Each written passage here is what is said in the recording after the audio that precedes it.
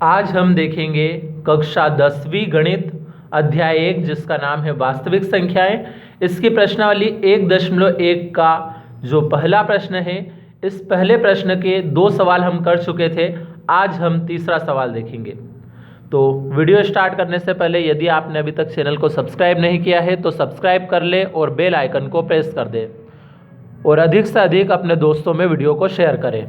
तो शुरू करते हैं हमारा ये आज का सवाल है, निम्नलिखित संख्याओं का HCF ज्ञात करने के लिए यूक्लिड विभाजन एल्गोरिथ्म का प्रयोग कीजिए।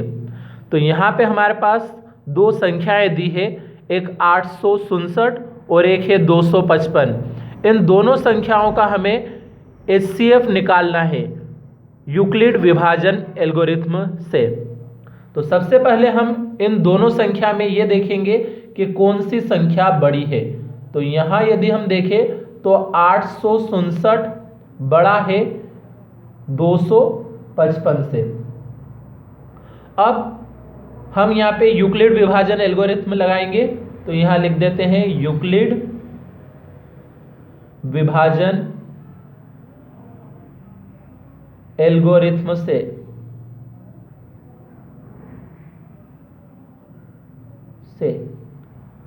अब यूक्लिड विभाजन एल्गोरिथ्म पिछले सवालों में भी बता रखी है कि जो भाज्य बराबर भाजक गुणित भागफल प्लस शेषफल, ये जो सूत्र होता है यही यूक्लिड विभाजन एल्गोरिथ्म का सूत्र है। तो हमें यूक्लिड विभाजन एल्गोरिथ्म के हिसाब से यहाँ पे संख्याओं को जमाना है।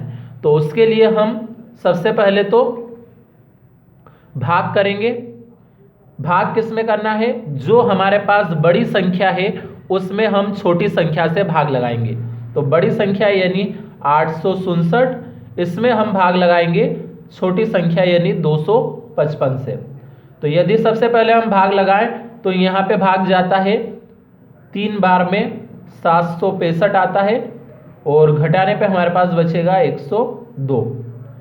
तो यूक्लिड विभाजन एल्गोरिथ्म के हिसाब से यदि हम जमाएं तो सबसे पहले हमें लिखना होता है भाज्य यानी जिसमें हमने भाग लगाया था 867 में। तो सबसे पहले 867 लिख लेंगे। फिर बराबर भाजक, तो भाजक का मतलब जिससे भाग लगाया था। तो भाग किससे लगाया था? 255 से। तो अब लिखेंगे हम 255 को। फिर गुणे में लिखना है हमें भागफल। तो भागफल कितना प्राप्त हुआ है हमें? 3। तो गुणे में लिख देंगे 3। और फिर प्लस में हमें लिखना है शेषफल। तो शेषफल कितना प्राप्त हुआ है हमें? 102। तो यहाँ पे हम लिख देंगे 102। अब यदि हम यहाँ भी देखें तो शेषफल 0 नहीं आया है, इसलिए हम क्या लिखेंगे यहाँ पे शेषफल यानी R बराबर नहीं है किसके? 0 के। तो ये सवाल हमें तब तक हल करना है जब तक शेषफल 0 नहीं आ जाता। तो अभी शेषफल 0 नहीं आया है, इसका मतलब और भी आगे भाग लगेगा अभी। तो अब हम आगे भाग लगाएं। अब भाग लगाना है हमें 102 से भाग लगेगा इस बार। जो शेषफल बचा था उससे इस बार अब भाग लगेगा। तो 102 से यदि भाग लगाए हम किस में लगाना पड़ेगा? 255 में। तो जो शेषफल बचा था उससे भाग लगेगा और लगेगा किस में? जिससे पहले हमने भाग लगाया था उसमें भाग लगेगा। तो 102 के पहाड़े में 2 बार में कितना आ जाता है? 204। तो घटाने पे हमारे पास बचेगा यहाँ पे 51। तो अब इसे भी हम यूक्लिड विभाजन एल्गोरिथ्म के हिसाब से यदि जमाएं तो सबसे पहले हमें लिखना है भाज्य। तो भाज्य यानी 255, क्योंकि भाज्य यानी जिसमें भाग दिया था हमने, तो 255 में भाग दिया था तो 255। फिर बराबर भाजक। तो भाजक क्या है? भाजक मतलब जिससे हमने भाग लगाया था। तो 102। तो यहाँ पे हम लिखेंगे 102।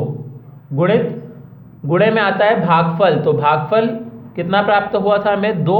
तो लिख देंगे हम यहाँ पे 2। और प्लस शेषफल। तो शेषफल कितना बचा था? 51। तो हम यहाँ लिखेंगे 51।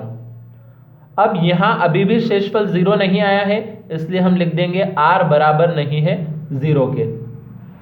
अब r यदि 0 के बराबर नहीं आया है तो ये भाग हमें और भी लगाना है आगे। अब भाग लगेगा 51 से, क्योंकि शेषफल इस बार 51 बचा है, तो 51 से भाग लगेगा। और वो भाग लगाना किस में है, जिससे हमने पहले भाग लगाया था। तो पहले किससे लगाया था, 102 से भाग लगाया था, तो इस बार 102 में भाग लगेगा। तो 51 के पहाड़े में 2 बार में आ जाता है कितना, 102। तो 102 यानी हमारे पास यहाँ पे शेषफल कितना बच चुका है अब, 0। तो इसे हम इस यूक्लिड विभाजन एल्गोरिथ्म के हिसाब से यदि जमाएं तो सबसे पहले हमें लिखना है भाज्य। तो भाज्य यानी इस बार है 102 बराबर भाजक, तो भाजक है हमारे पास 51 गुणित भागफल, तो भागफल है 2 और प्लस शेषफल। तो शेषफल इस बार हमारे पास बचा है 0, तो हम लिखेंगे यहाँ पे 0। इस बार शेषफल 0 आ चुका है, इसलिए लिख देंगे यहाँ पे r बराबर है 0 के। अब जब शेषफल 0 आ जाता है उस स्थिति में जो हमारा भाजक होता है वो भाजक ही इसका HCF होगा। तो जब शेषफल 0 आया है उस स्थिति में भाजक कितना है, 51 है, यानी 51 ही इन दोनों संख्या का HCF है। तो हम यहाँ पे लिखेंगे पहले, चूंकि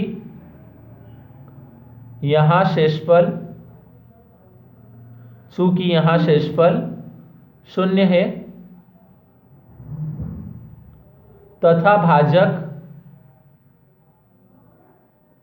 51 है,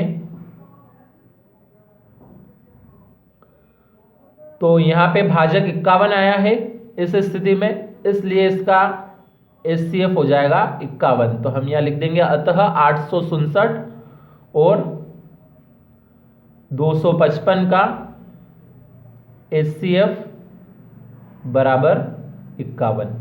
ये इसका आंसर है। अब चाहे तो आप इसका स्क्रीनशॉट ले सकते हैं।